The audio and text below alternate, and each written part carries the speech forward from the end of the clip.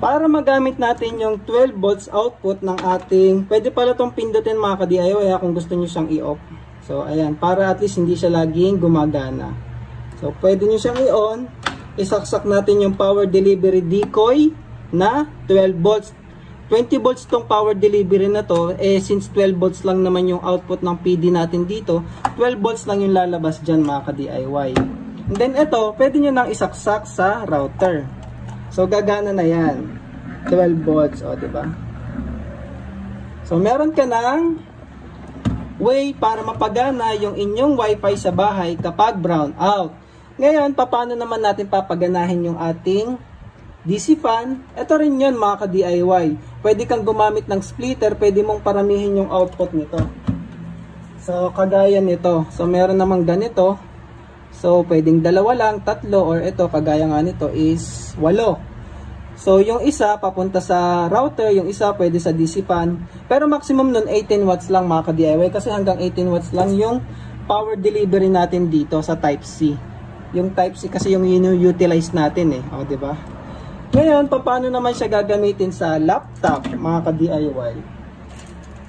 So, merong nabibili na male cigarette adapter kagaya nito na merong input na 12 volts to 24 volts at ang output niya ay 12 volts. So ito pala pwede nyo ring gamitin para i-connect sa DC fan. Kung halimbawa wala ka namang ikakabit na laptop, so pwede nyo itong isaksak dito sa ating cigarette.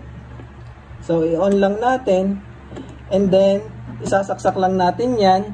So may built-in na kasi itong buck converter mga ka-DIY. So ida-downgrade niya na kagad, i-step down niya na kagad yung 24 volts into 12 volts. So ayan o, 'di ba? Gumana. So from 24 volts nag-output na siya ng 12 volts. So yun yung mga way para magamit natin yung 12 volts galing dito sa ating portable power station, o 'di ba? Dalawang kable lang, isang power delivery decoy kagaya nito kung kailangan mo, kung hindi naman di wag na lang, at saka kagaya naman ito. Pero since sa setup na to, ito lang yung kailangan kong 12 volts, paano naman ko gagamitin yung cigarette na 24 volts para magamit ko sa laptop mga ka-DIY? Yun, para magawa yan, i-modify natin tong cigarette na to. So, pwede kayong bumili ng dalawa nito or para yung isa 12 volts, yung isa pang laptop. So, paano? Ipakita ko sa inyo mga ka-DIY. Kakailangan ninyo ng LM2596 DC-DC buck converter. So, from 24 volts, isa-set natin na yung output nito ay 20 volts para ma-connect natin sa ating laptop mga ka-DIY. Paano natin yung gagawin? So sabi ko nga dalawa yung bilhin nyo para yung isa 12 volts, yung isa naman para sa 20 volts. So paano ba to buksan? Buksan nyo lang tong dulo na to. Ayan, maganda pala sa mga adapter na to, may mga fuse na rin siya. O ayan, tabi muna natin. And then mabubuksan na natin siya. Tanggalin nyo tong ring. And then pwede nyo na siyang buksan. Oopsie. So, ayan yung laman niya sa loob, mga ka-DIY. So, ito yung built-in niya na buck converter. Papalitan natin yan ngayon. Nito, ni LM2596. So, capable to up to 60 watts ata o 65 watts para sa laptop. So, wag naman yung gaming laptop ha, yung mga normal na laptop lang. Ngayon, binutasan ko pala ito ng maliit para dyan natin ilulusot tong adjustment niya. Para kahit nakakabit na siya sa loob, pwede pa rin natin i-adjust yung kanyang voltage output. I-desolder lang natin to. Huwag nating sirain kasi pwede pa natin magamit. Ayan. I-reuse natin yan.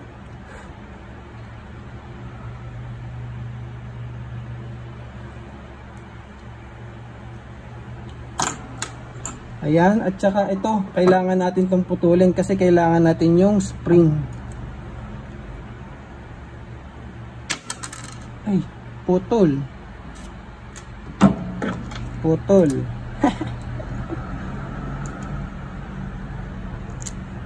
Ayan. Kasi kailangan ko yung spring.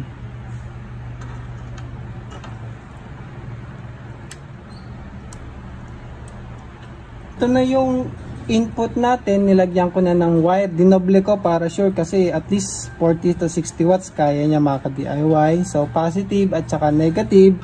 And then itong ating LM, naka-glue na yan, sinuper glue ko na. Ikabit na natin yung positive at negative. Output muna. So negative, output, at saka yung positive.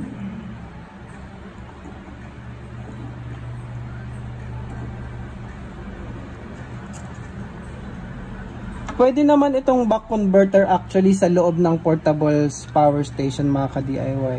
Kaso parang gusto ko simple lang kasi yung sa power station eh, di ba? So itong mga tong part na ginagawa natin, optional na lang to. Yung power station natin na yun eh.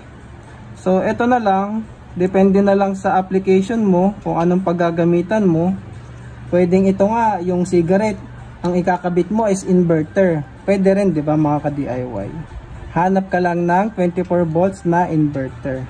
Kasya ba? Kasya. Ayan. Tapos ikakabit na natin yung positive at negative input. So positive at saka negative. So wala kasi akong makitang ganito na meron ng output na 20 volts eh. 12 volts lang yung meron. Kaya kailangan natin gumawa ng sarili natin. I-DIY natin mga ka-DIY. So once na lagay nyo na yan, nakabit. So pwede na natin siyang isara ulit. Pwede nyo lagyan LED. Hindi ko na kinabit. So, lagay natin to. Lagay natin to. At sunod natin gagawin, i-adjust natin yung output niya sa 20 volts. So tingnan muna natin kung gagana ba siya, kung meron bang lalabas na output. Try muna natin isaksak sa ating power station mga ka-DIY. Check natin ilan yung output niya ngayon na naka-default pa. So gamit lang ako nitong balloon para madali i-test. I-set lang natin ng 20 volts kasi 20 volts yung laptop ko. So ngayon ang output niya ay 18.66. So kung may laptop ka na 18 volts lang, so pwede na yan. Pero sa akin 20 volts kasi yung ThinkPad ko. Kailangan nating i-adjust. So paano ba i-adjust? Pihitin lang natin yung potentiometer. Ito. O di ba? Buti na lang binutasan ko dito sa gilid, mas madali. Variable na yung output natin, o di ba? Pag 19 volts yung laptop mo, pwede na yan. Sa akin nga, 20. So, lagpasan ko yan.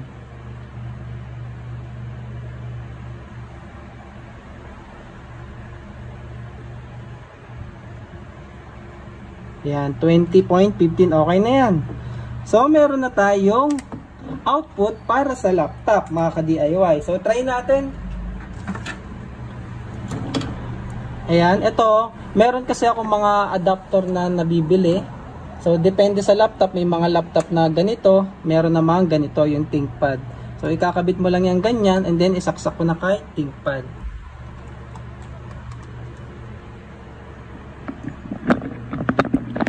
So, ayan.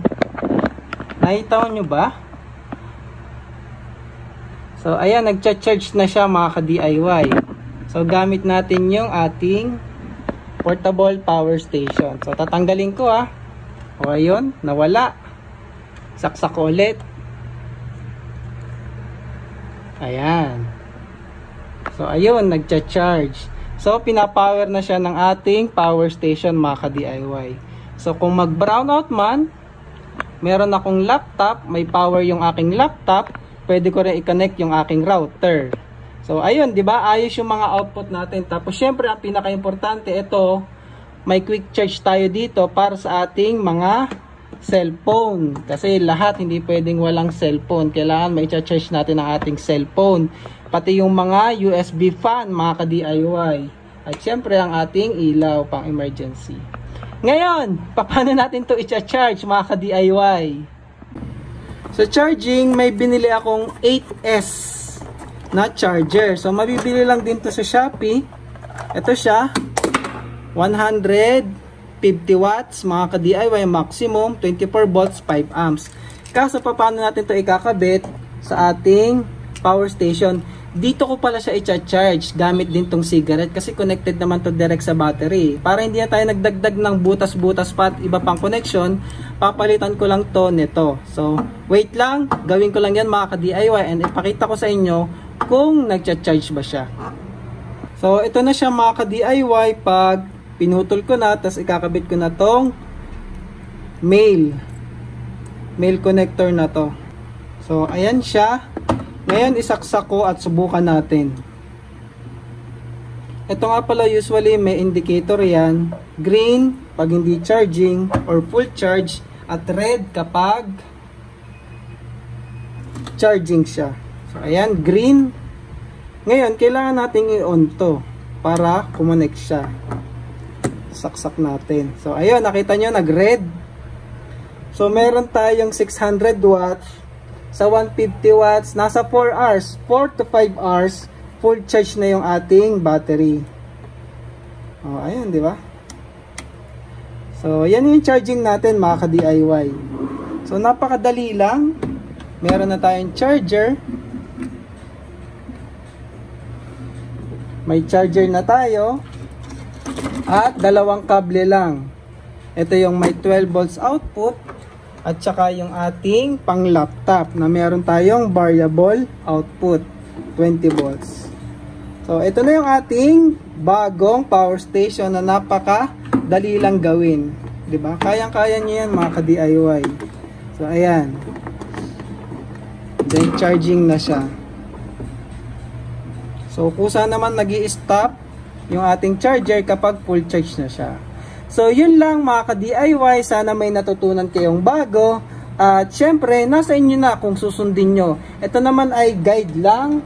At saka kung ano yung diskarte ko sa paggawa ng power station. So, ayan na siya. Meron na akong 660 watt hour power bank, power station. Diba mga ka-DIY? So, ready na sa Baguio. Maraming salamat mga ka-DIY and thank you for watching.